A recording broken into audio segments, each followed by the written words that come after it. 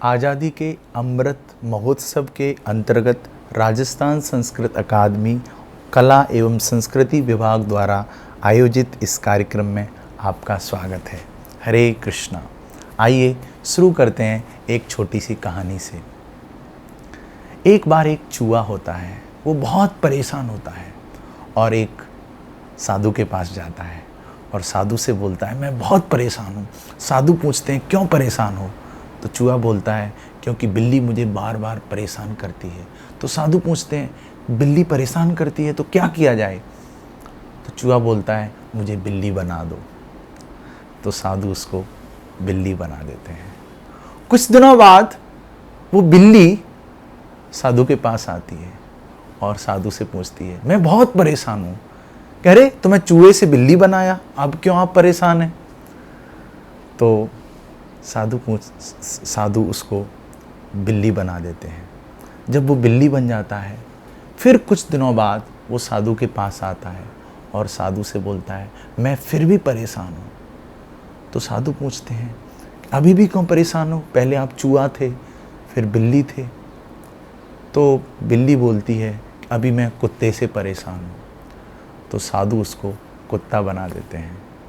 कुछ दिनों बाद फिर वो साधु के पास जाता है और उनसे बोलता है कि मैं बहुत परेशान हूं। तो साधु बोलते हैं अब क्यों परेशान हो? तो कुत्ता बोलता है मुझे शेर बना दो, मैं शेर से परेशान हूं, मैं शेर बनना चाहता हूं। तो साधु उसको शेर बनाते हैं। जैसे ही साधु उसको शेर बना देते हैं वो साधु के ऊपर ऐसे देखने लग जाता है, उनको खाने की चेष्टा करता है। तो साधु बोलते हैं पुनर्मुसिक बाबा, तुम फिर से चूहा बन जाओ। उसको फिर से चूहा बना देते हैं। इस कहानी से हम क्या सीख सकते हैं कि सब कुछ उसको उस साधु ने दिया, बाद में उस साधु पर ही वो प्रहार करने लगा।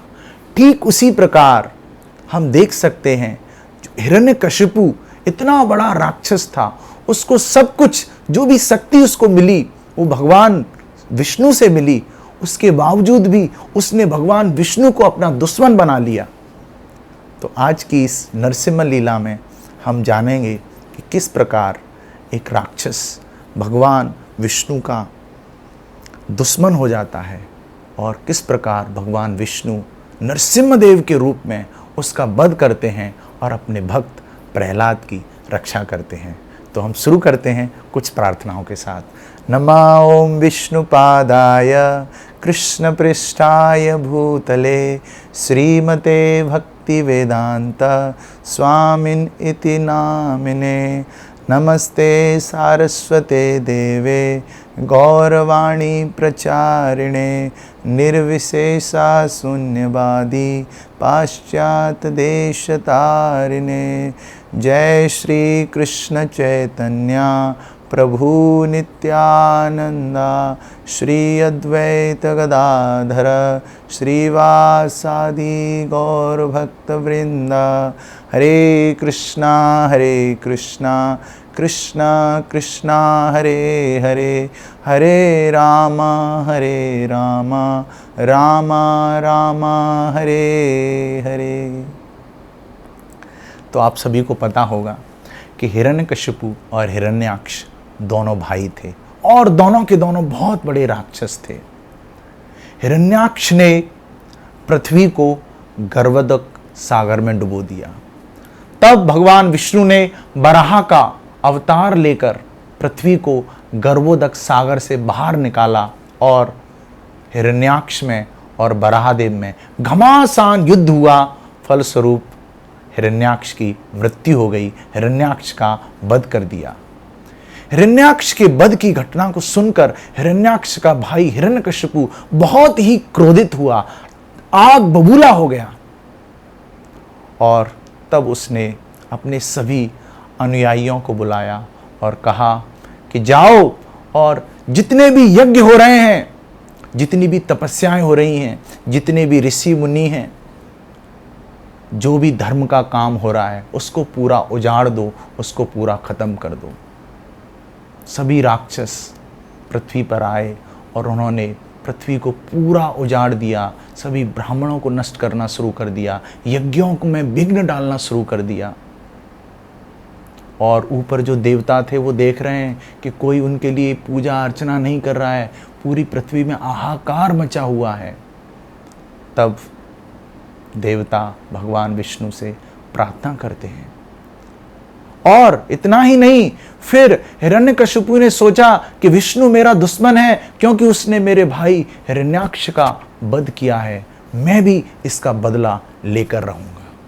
तो हिरण्यकशिपु मंदराचल पर्वत पर जाता है और वहां पर घोर तपस्या करता है, घोर तपस्या करता है। अपने हाथों को ऊपर खड़ा करके आसमान में देखते हुए ब्रह्मा जी का आह्वान करता है, घोर तपस्या में लग जाता है। जब देवताओं को यह पता चलता है कि हिरण्यकशिपु भगवान विष्णु से बदला लेने के लिए, पूरे ब्रह्मांड पे शासन करने के लिए घोर तपस्या कर रहा है, तो वो सोचते हैं क्यों ना हम हिरण्यकशिपु के महल को ध्वस्त कर दें, उसकी पत्नी को, उसके बच्चों को, सबको बंदी बना लें। सभी देवता इंद्र सहित हिरण्यकशिपु के महल को ध्वस्त कर देते हैं, उसकी पत्नी कयादु को बंदी बना लेते हैं। जब ये बात नारद मुनि को पता चली, नारद मुनि वहाँ आते हैं और देवताओं को सचेत करते हैं कि देवताओं आप गलत कर रहे हो, ये जो स्त्री है कयादु, इसको बंदी बनाना सही नहीं है। तब देवता बोलते हैं कि हमारा उद्देश्य वो नहीं है, हमारा उद्देश्य ये है, इस कयादु की गोद में एक और राक्षस जन्म लेने वाला है, वो हमें और ज्यादा परेशान करेगा। तब नारद मुनि बोलते हैं नहीं, ऐसा नहीं है, कयादु की कोख में प्रहलाद का जन्म होगा, एक महान भक्त कयादु की कोख में बैठा है, आप लोग कयादु को छोड़ दो।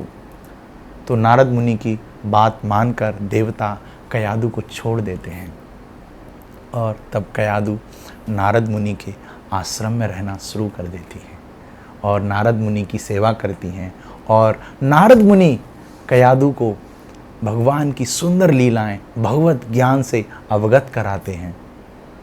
कयादु तो भगवत ज्ञान सुन ही रही थी, लेकिन कयादु की गर्भ में प्रहलाद भी उसको ध्यान पूर्वक सुन रहे थे।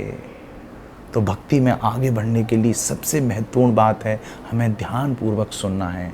इस कलयुग में भगवान का नाम जो है हरे कृष्ण कृष्ण कृष्ण हरे हरे, हरे राम राम राम हरे हरे, इसको जब हम ध्यान पूर्वक सुनते हैं तो हम भक्ति में बहुत जल्दी विकास करते हैं।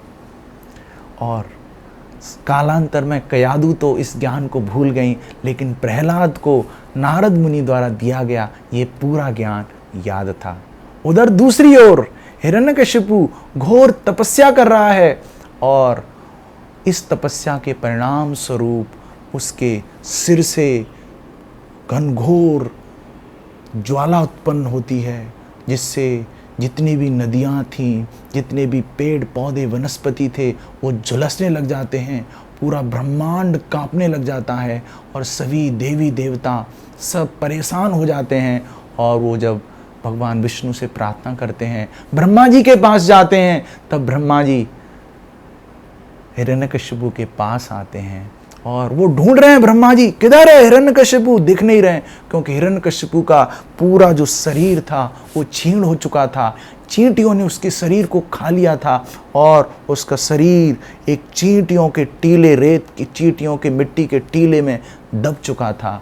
तब ब्रह्मा जी उसको, हिरण्यकशिपु को देखते हैं और उसके पास जाते हैं और अपने कमंडलू से उस पर जल छिड़कते हैं, तो उसका पूरा शरीर वापस आ जाता है।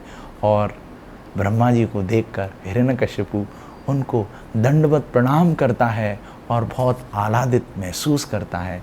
तब ब्रह्मा जी पूछते हैं, हे वत्स, मैं आपकी इस तपस्या से प्रसन्न हुआ, बताइए आपको क्या वरदान चाहिए। तो हिरण्यकशिपु बोलता है, मुझे अमर कर दीजिए। तो ब्रह्मा जी बोलते हैं, अमर तो मैं भी नहीं हूँ, मैं आपको कैसे अमर कर सकता हूँ। तब हिरण्यकशिपु अपना दिमाग लगाता है, बोलता है, मुझे ऐसा वरदान दो कि मैं दिन में नहीं मरूं, रात में नहीं मरूं, इंसान से नहीं मरूं, जानवर से नहीं मरूं, पृथ्वी पे नहीं मरूं, आकाश में नहीं मरूं, 12 महीनों में से किसी महीने में नहीं मरूं, घर के अंदर नहीं मरूं, घर के बाहर नहीं मरूं, अस्त्र से नहीं मरूं, शस्त्र से नहीं मरूं। मतलब हिरण्यकशिपु ने पूरा दिमाग लगा लिया कि भाई इस तरह से मैं वरदान मांगूंगा तो मैं मरूंगा नहीं। लेकिन उसको पता नहीं था कि उसकी बुद्धि से भी बड़ी एक बुद्धि है, भगवान की बुद्धि, जो हम जानेंगे किस प्रकार भगवान नरसिम्हदेव ने आकर हिरण्यकशिपु की इन सभी शर्तों का पालन करते हुए भी उसका वध कर डाला। तो हिरण्यकशिपु को जैसे ही ब्रह्मा जी से ये वरदान मिला, वो तो इतना घमंडी हो गया कि पूरे ब्रह्मांड को उसने हिला डाला और इंद्रलोक, चंद्रलोक, सभी लोकों पर उसने शासन करना शुरू कर दिया। इंद्र की गद्दी को छीन लिया। जो कुछ हो रहा है उसके कहने से ही हो रहा है। सभी यज्ञ, तपस्या, जो कुछ भी हो रहा है उसका जो परिणाम है वो वही भुगत रहा है। सभी देवी देवता सब उसकी आरती कर रहे हैं, सब भयभीत हैं और पृथ्वी उसके डर के कारण खूब अन्न दे रही है। पूरा सब कुछ कई वर्षों तक हिरण्यकशिपु शासन करता है। इस दौरान हिरण्यकशिपु के 4 पुत्र होते हैं। उनमें से चौथे पुत्र का नाम है प्रहलाद। प्रहलाद उन सभी पुत्रों में से अलग है, जो हमेशा नारायण नारायण भगवान के पवित्र नाम का जाप कर रहे हैं। हरे कृष्णा कृष्ण कृष्ण हरे हरे, हरे राम राम राम हरे हरे। हमेशा भगवान के पवित्र नाम का जप कर रहे हैं। तो इस बात को देखकर कोई भी प्रसन्न नहीं है सभी असुरों में। तो हिरण्यकशिपु सोचते हैं मैं मेरे बेटे की एक अच्छे स्कूल में पढ़ाई कराता हूँ। तो हिरण्यकशिपु के जो गुरु थे शुक्राचार्य, उनके 2 पुत्र थे, संडा और अमरका। संडा और अमरका एक स्कूल चला रहे हैं और उस स्कूल में सभी राक्षसों के बच्चे पढ़ते हैं और उन्हीं बच्चों के साथ प्रहलाद का एडमिशन हो जाता है, दाखिला हो जाता है। प्रहलाद स्कूल जाते हैं और जो संडा और अमरका बता रहे हैं कि कैसे हमें ये पाना है, कैसे वो पाना है, सभी भौतिक बातें बता रहे हैं, भगवान की भक्ति से संबंधित कुछ भी नहीं बता रहे हैं। तो आज की शिक्षा प्रणाली को यदि हम संडा और अमरका की शिक्षा प्रणाली से तुलना करें तो कहीं ना कहीं हम देखते हैं, लगता है आजकल शिक्षा प्रणाली का तंत्र हो गया है गंदा। कहीं टेंशन, कहीं डिप्रेशन, कहीं तो छात्र लटक जाता, फांसी का फंदा चौर। इस दिव्य ज्ञान की होनी चाहिए दस्तक। विद्यालय, महाविद्यालय के हर छात्र छात्रा के पास होनी चाहिए भगवत गीता की एक पुस्तक। तो प्रहलाद महाराज चाहते हैं कि सभी भक्ति से जुड़े हैं, लेकिन वहाँ पर उस स्कूल में भक्ति से संबंधित, संस्कृति से संबंधित, सनातन संस्कृति से संबंधित कोई ज्ञान की बातें हो ही नहीं रही हैं। फिर एक दिन हिरण्यकशिपु सोचते हैं, देखते हैं मेरे बेटे ने इतने स्कूल में इतने दिन गुजार लिए हैं, देखते हैं उसने क्या सीखा है। तो हिरण्यकशिपु एक दिन अपने पुत्र प्रहलाद को बुलाते हैं, अपनी गोदी पर बैठाते हैं और बड़े प्यार से पूछते हैं, हे पुत्र, आपने संड और अमर के इस महान विद्यालय में क्या सीखा? तो प्रहलाद महाराज बोलते हैं, प्रहलाद महाराज सदा समुद्विग्न दिहाम असद ग्रहात पातम ग्रह अंधकूपम। प्रहलाद महाराज बोलते हैं कि ये जो ऐसा जीवन जिसमें भगवान की भक्ति नहीं है वो अंधकूप के समान है। और अपने पिताजी को वो असुर वर्य देही नाम, अपने पिताजी को बोलते हैं ओ बेस्ट ऑफ द डीमन, ओ राक्षसों में सबसे सर्वश्रेष्ठ। तो वो हिरण्यकशिपु सोचते हैं, क्या ये संड और अमर कुछ गलती कर रहे हैं? मैं तो कभी सोचा नहीं था कि प्रहलाद ऐसी बातें करेगा, भक्ति से संबंधित बातें करेगा। विष्णु जो मेरा दुश्मन है उसकी भक्ति की बातें करेगा। तब हिरण्यकशिपु संड और अमर को बुलाते हैं और उनको डांट लगाते हैं, तुम मेरे बच्चे को क्या सिखा रहे हो, भक्ति का ज्ञान दे रहे हो जो मैं बिल्कुल नहीं चाहता हूं।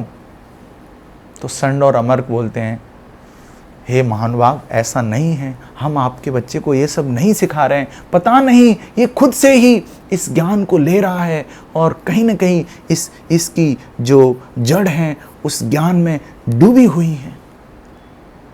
तो हिरण्यकशिपु संड और अमर को आदेश देते हैं, फिर से लेके जाओ स्कूल में, ध्यान से इसका ध्यान रखो, इसको जो हम चाहते हैं वो सिखाओ इसको। तो संड और अमर और भी सतर्क हो जाते हैं और उसको पूरा जैसे राक्षसों के स्कूलों में जो ज्ञान दिया जाता है उसको उसके दिमाग में भरने का भरसक प्रयत्न करते हैं, लेकिन वो सफल नहीं हो पाते हैं। वहीं दूसरी ओर प्रहलाद लंच के समय पर जब छुट्टी होती है, अपने सभी सहपाठियों को वहाँ बुलाते हैं और उनको भगवान की भक्ति के बारे में बताते हैं। उनको बोलते हैं, कौमारम आचरेत प्राज्ञो धर्मान भागवतान यह दुर्लभम मानुषव जन्मम। ये जो मानव जन्म है बहुत दुर्लभ है, बचपन से ही हमें भक्ति करनी चाहिए। जब लोगों को हम बोलते हैं कि भक्ति बचपन से करनी चाहिए, तो लोग बोलते हैं नहीं, भक्ति बचपन से नहीं, भक्ति तो 55 से करनी चाहिए। आज के इस कलयुग में लोग ऐसे सोचते हैं कि अभी से क्यों भक्ति। हम बोलते हैं जब हाथ मोमबत्ती पाम अगरबत्ती, तब कहाँ से करोगे आप भक्ति। भक्ति की उम्र जो है वो बचपन से ही है। हम पहले से ही विलंब कर चुके हैं। तो जैसे ही हमें पता चले भक्ति के बारे में, हमें तुरंत इसको ले लेना चाहिए और अपने जीवन में इसको अपनाना चाहिए। यही उद्देश्य था प्रहलाद महाराज का सभी अपने सहपाठियों को बताने का। फिर क्या होता है, काफ़ी दिन गुजर गए हैं। हिरण्यकशिपु फिर से सोचते हैं, काफ़ी दिन हो गए हैं, देखते हैं मेरे पुत्र ने कुछ मैं जो चाहता हूँ वो कुछ सीखा है कि नहीं। तो हिरण्यकशिपु फिर से प्रहलाद को बुलाते हैं। इस बार बहुत ही लाड़ प्यार से, दुलार से अपनी गोदी पर बिठाते हैं और जो पिता का एक पुत्र के लिए जो भाव होता है, उस भाव को दिखाते हैं। हिरण्यकशिपु की आंखों से अश्रुधारा बह रही है प्रहलाद के प्रेम के लिए। और फिर वो प्रहलाद से पूछते हैं, हे मेरे पुत्र, क्या मुझे बताओगे कि इन दिनों में, पिछले दिनों में आपने संड और अमर्क से क्या सीखा। तो प्रहलाद महाराज एक बहुत ही सुंदर श्लोक बोलते हैं, श्रवणम कीर्तनम विष्णु स्मरणम पाद सेवनम अर्चनम वंदनम दास्यम साख्यम आत्मनिवेदनम। प्रहलाद महाराज हिरण्यकशिपु को नवदा भक्ति के बारे में बता रहे हैं। श्रवणम कीर्तनम विष्णु, भगवान के नाम का श्रवण करना चाहिए, कीर्तन करना चाहिए, उनको आत्मनिवेदन करना चाहिए, उनसे सखा की तरह संबंध बनाना चाहिए, उनकी अर्चना करनी चाहिए, उनकी वंदना करनी चाहिए। इतना सुनते ही तो हिरण्यकशिपु इस बार बहुत ज्यादा आग बबूला हो गया और उसने आव देखा ना ताव, और उस प्रहलाद को, जो उनका स्वयं का पुत्र है, अपनी गोदी से दूर फेंक दिया कि मुझे नहीं चाहिए ऐसा पुत्र। और संड और अमर को बुलाकर बहुत तेज से डांट लगाई और अपने सेनापतियों को बुला लिया कि ये हमारे कुल में एक अलग प्रकार का बच्चा जन्म ले चुका है, हमें ऐसा बच्चा नहीं चाहिए। आप कैसे भी करके इसको सताइए, इसको यातना दीजिए, इसके दिमाग को सही कीजिए। फिर तो क्या होता है, सभी प्रकार की यातना है। एक छोटे से प्रहलाद को, जिनका स्वभाव बहुत शील है, बहुत सरल है, जो हमेशा भगवान की भक्ति में लीन है, उन पर बहुत नाना प्रकार की यातनाएं उनको दी जाती हैं। उनको पहाड़ से नीचे फेंका जाता है, हाथी के नीचे उनको डाला जाता है, उनको गर्म तेल में उनको डाला जाता है। होलिका उसके साथ अग्नि में जलती है, होलिका का दहन हो जाता है, प्रहलाद बच जाते हैं। इतने सारे यत्न करने के बावजूद भी प्रहलाद जीवित हैं और बिल्कुल शांत हैं, भगवान की भक्ति में लीन हैं, उनको कुछ नहीं हो रहा है। तो हिरण्यकशिपु का दिमाग बहुत ही गर्म हो चुका है, अब पूरा पारा ऊपर तक चढ़ चुका है। तो एक दिन हिरण्यकशिपु प्रहलाद को बुलाते हैं कि तुम ऐसे बाज नहीं आओगे, कौन है तुम्हारा भगवान, क्या इस खंभ में भी तुम्हारा भगवान है। तो प्रहलाद बड़े प्यार से बोलते हैं, हाँ, इस खंभ में भी मेरा भगवान है, सब जगह मेरा भगवान है। तो हिरण्यकशिपु देखते हैं, अच्छा, इस खंभ में भी तेरा भगवान है। तो उस खंभ में जोर से एक मुट्ठी मारते हैं, अपनी गदा से हिरण्यकशिपु प्रहार करता है और प्रहार करते ही उस खंभ से नरसिंहदेव भगवान प्रकट होते हैं। बोलो नरसिंहदेव भगवान की जय। नरसिंहदेव भगवान प्रकट होते हैं। नरसिंहदेव भगवान की जो आंखें हैं वो एक सोना ऐसे चमक रहा है, उनका जो धड़ है वो एक सिंह जैसे है, और उनका नीचे वो एक इंसान जैसे हैं। हिरण्यकशिपु पूरा विचलित हो जाता है, ऐसा रूप तो उसने कभी देखा ही नहीं है। और जितने भी लोग थे वहाँ पर उपस्थित उस रूप को देखकर पूर्णतः विचलित हो जाते हैं। लेकिन प्रहलाद, जैसे ही भगवान नरसिंहदेव अवतरित होते हैं, प्रहलाद उनको प्रणाम करते हैं और बिल्कुल शांत हैं और भगवान की भक्ति में लीन हैं। इधर हिरण्यकशिपु सोचता है अब क्या किया जाए, और नरसिंहदेव भगवान हिरण्यकशिपु की ओर बढ़ रहे हैं। इधर हिरण्यकशिपु के जितने भी अनुयायी हैं, जितने भी राक्षस हैं, सब नरसिंहदेव भगवान पर प्रहार करना चाह रहे हैं। नरसिंहदेव भगवान का विशाल का रूप और हिरण्यकशिपु एक छोटा सा प्यादा नजर आता है। हिरण्यकशिपु सोचता है मैं इन पर प्रहार करूंगा, और हिरण्यकशिपु खूब प्रहार करता है, एक एक करके अपने नाखूनों से उनके हिरण्यकशिपु के जितने भी अनुयायी हैं उनको नष्ट कर देते हैं। फिर नरसिंहदेव भगवान हिरण्यकशिपु को पकड़ लेते हैं और उसको अपनी जंघाओं पर बिठा लेते हैं और देहरी पर उसको अपनी जंघाओं पर लिटा लेते हैं। यहाँ पे बहुत समझने योग्य बात है। हिरण्यकशिपु ने क्या वरदान मांगा था? न दिन में मरूं, न रात में मरूं, न अस्त्र से मरूं, न शस्त्र से मरूं, न इंसान से मरूं, न जानवर से मरूं, न जमीन में मरूं, न आकाश में मरूं, न 12 महीने में से मरूं, घर के अंदर नहीं मरूं, बाहर नहीं मरूं।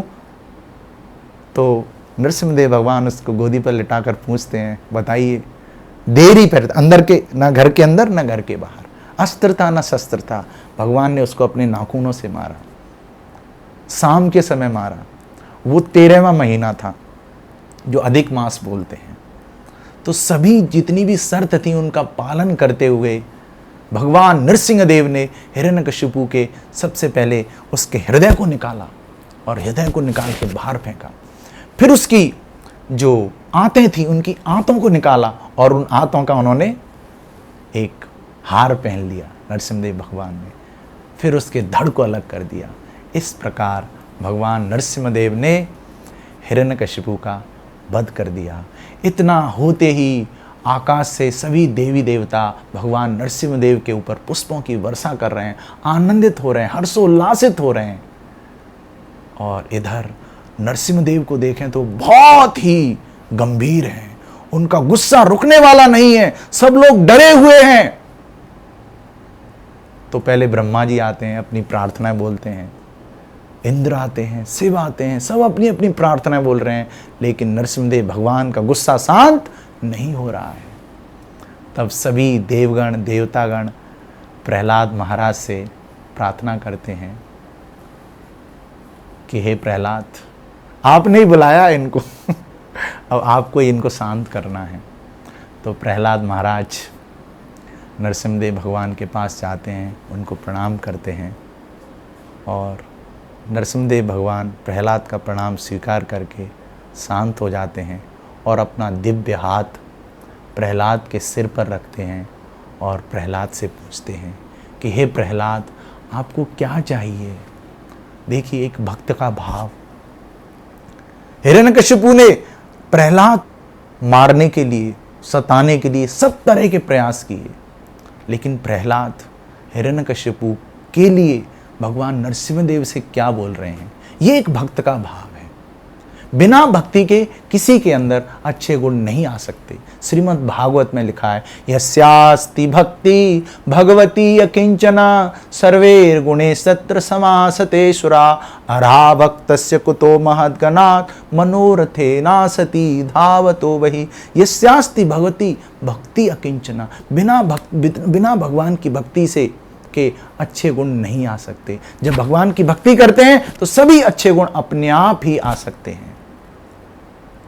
तो प्रहलाद नरसिंहदेव भगवान से प्रार्थना करते हैं, हे भगवान, ये जो मेरा पिता था सबसे बढ़िया वाला राक्षस था, इसने सबको खूब परेशान किया, लेकिन मेरी आपसे विनती है, कृपया करके इसको आप मुक्ति प्रदान करें। तो नरसिंहदेव भगवान प्रहलाद महाराज को बोलते हैं कि हे प्रहलाद, तुम्हारे पिता ही नहीं, तुम्हारे पिता के पिता 14 पीढ़ियों तक मैंने सबको मुक्त कर दिया है। तो ये है भगवान नरसिंह देव की लीलाएं। भगवान बहुत दयालु होते हैं, भगवान के भक्त बहुत दयालु होते हैं, और इन लीलाओं का यदि हम श्रवणम करते हैं और इनसे शिक्षाएं लेते हैं, इनको अपने जीवन में हम अनुसरण करते हैं, तो हम एक बहुत अच्छे चरित्रवान इंसान बन सकते हैं। तो भक्ति, भगवान नरसिंह देव की भक्ति, भगवान कृष्ण की भक्ति, भगवान की भक्ति वैकल्पिक नहीं है, ये अनिवार्य है। जो मानव जीवन हमें मिला है वो भगवान की भक्ति के लिए मिला है। तो प्रश्न हो सकता है कि इस बिजी लाइफ में हम इजी तरीके से, अच्छे तरीके से, आसानी से भक्ति कैसे कर सकते हैं।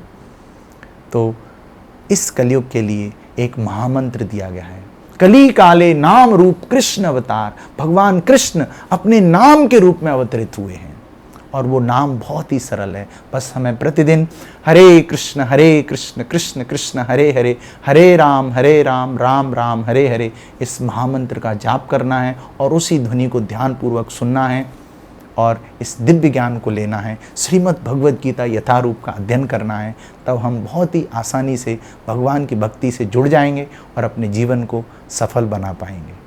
तो आज हम इतना ही समझेंगे। बहुत बहुत धन्यवाद। नरसिंहदेव भगवान की जय, भक्तराज प्रहलाद महाराज की जय, श्रील प्रभुपाद की जय। हरि बोल, हरे कृष्ण।